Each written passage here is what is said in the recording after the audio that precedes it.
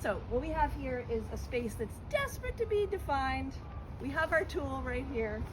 Anything will do, rope or hose.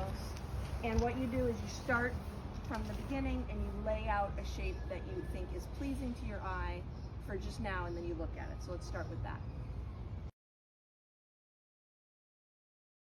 So all you do is you start where the hose is. You put the shovel in,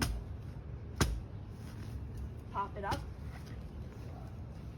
turn it over, shake out the dirt,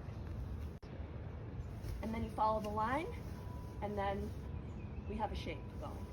Okay? Your turn. All right. Okay, now what we want to do is sharpen the edge. So in here like this, in a diagonal, flip it like that.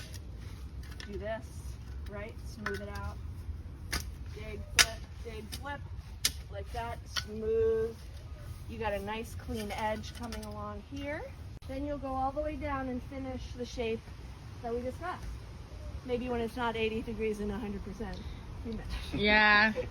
All right, cool.